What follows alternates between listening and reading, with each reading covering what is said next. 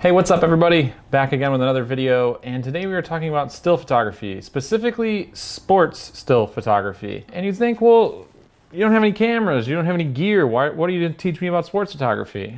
Today is probably one of the more important things about sports photography, and that is how to write captions for a sports photograph.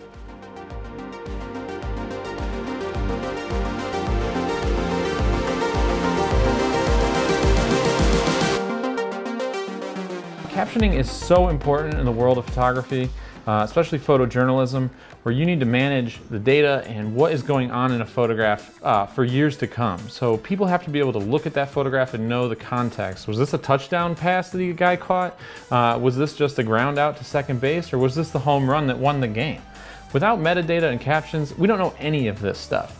So these captions are super important. So if news clients, newspapers, magazines, they need to know what photograph to pick to put in their publication or to run on like ESPN or Fox Sports or whatever. Like these people have to look and see like, hey, what player is this? What team are they playing for? And they can search all that stuff with text rather than rifling through thousands upon thousands of sports photographs. So me as a professional sports photographer, organizing and managing all those photographs is a huge deal. Something that takes a lot of time and matters so much because that's how people find your photographs, buy them, and you make money. That's an important thing in sports photography because there's not a lot of money to be made in it. Now there's a few basic rules when it comes to captioning a sports photograph. Number one, we gotta know who's in that photograph. What's the player's name?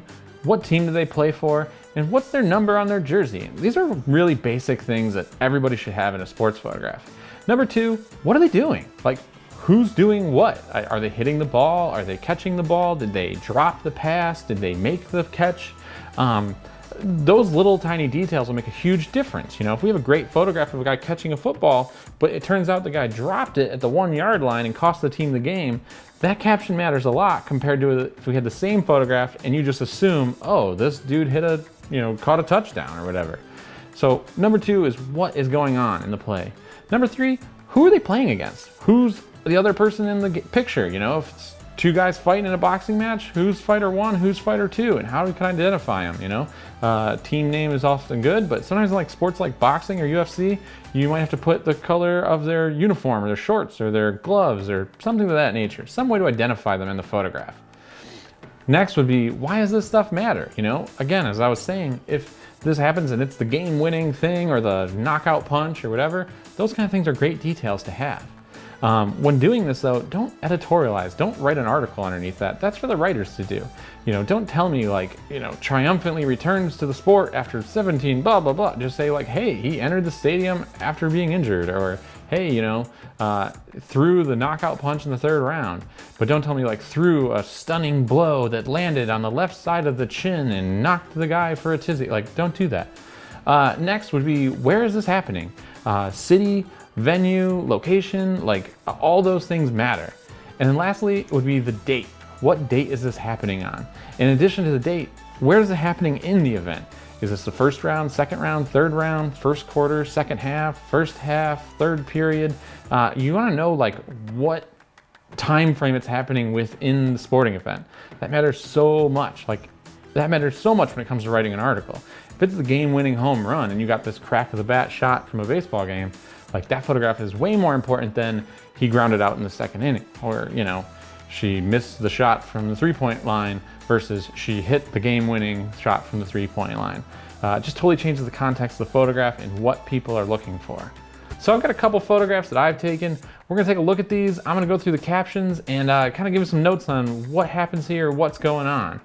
So right now we go to this top photo right here. We can blow it up, check it out. Pretty cool. Running back hopping over a defender there.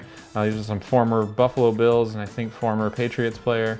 But right here we can hop into the info and we can see this caption. So when you're captioning a photo, the idea is to tell the story of that photograph. Usually it's broken up into one sentence or two sentences depending on the work. In sports photos, it's generally one sentence, a really long one sentence, but sometimes it could be two. So for instance, in this photograph, we can see in the top left there, we have the city it was played in, the date, and then after that, we have Anthony Dixon, number 26 of the Buffalo Bills, hurdles Alfonso Dinar, number 37 of the New England Patriots, during the first half at Ralph Wilson Stadium on October 12, 2014 in Orchard Park, New York.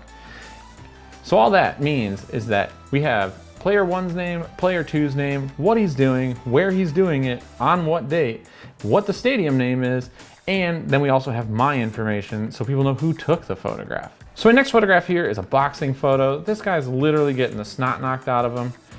So if we hop in here and check this out, once again, one fighter's name delivers the winning blow against Leekon Aiken Byfield, which is probably the wrong way to say that, in the second round of their fight during ESPN's Friday Night Fights on January 16th, blah, blah, blah, blah, blah. The importance of all this is that, again, right now it is 2019. I can look at this photograph, I can tell you everything about this photograph with just that caption. We don't have to figure things out, we don't have to guess, we don't have to go look at folders, we don't have to figure out what was going on. It's important to caption these photos when you're shooting these games. If you caption these photos later, not the day or the day after you shoot the game, you're gonna forget this information. You're gonna forget what's going on. Now, if you're shooting with like a Canon 1DX Mark II, a Nikon D5, and other similar bodies, you're gonna be able to make voice tags right into your photographs. And voice tags save you a ton of worry. So on the sideline, I can literally pick a photo and say, boom, Julian Edelman, he caught this pass, first down. This is the second quarter at 8 minutes, boom. And now I can write that down at any date. It's stored right with the photograph. It's awesome. I will go over it. If people have questions about that, leave comments below. But you want to do this right away. You want to understand the concept and like work these photos out as quickly as you can. So this is one of my favorite sports photographs I've probably ever taken. This was Saquon Barkley when he played for Penn State, hopping over those guys from Iowa. Totally awesome. I mean, this guy's an incredible athlete. So once again, here we go. We got the name. We got Saquon Barkley, number 26, the Penn State Nittany Lions, flies over Brandon Snyder, number 37 of the Iowa Hawkeyes, while carrying the ball during the first quarter on November 5th, 2016 at Beaver Stadium in State College, Pennsylvania. Now, one of the things I can't hammer home hard enough is choosing the right grammar. This is the biggest thing I see people mess up. They get their grammar completely messed up. They use the wrong version of verb. So, if you have two people doing a verb, say like Gary and Bob celebrate winning the game. You want to use the word celebrate, not celebrates. Celebrates would be for a single person. So you want to make sure those little details are the biggest thing everybody messes up. They forget that they are not in English class and they start using this broken English that's really busted up. That's the biggest thing to pay attention to. And another thing is you want to pay attention to the details of your typos, your spacing, your dates. You want to make sure all that information is correct, because likely whoever's editing this is going to try to catch it, but they might miss it. A lot of clients having a wrong space or punctuation the wrong way or anything weird like that can actually break their system and the photos won't go through. So your photographs won't even go anywhere because you made a mistake and a typo. That's a big thing I see all the time. So to sum this up, tell me who's doing it, what they're doing, why it's important, who they're doing it against, what the date is, and where that event is happening, both the venue and the city. Man, I hope this was helpful. I'm really sorry I haven't been around in a little bit. I broke my collarbone riding my mountain bike, totally shattered it and had to have surgery. So just working on paying those bills and trying to figure all that stuff out, and just got back to work this past week. So I've been doing some remote editing and seeing some sports captions that aren't as good as others. I thought this would be a great video to get back into it. But really excited to get back out into shoots. If you aren't already, go search me on Instagram. I'm currently Brett in real life, but just search my name, Brett Carlsen, and you should be able to find me.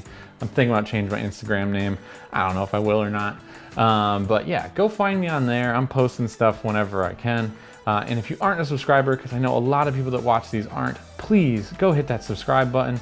That's how the world goes around. That's how I can hopefully someday make money off this content and get some support in other ways, which would be really cool. I actually have my first piece of gear that someone sent me to review, and I'm super excited. I got it just before I broke my shoulder, so hopefully this next week I'll be able to take it out and get playing with it and make something cool for you guys.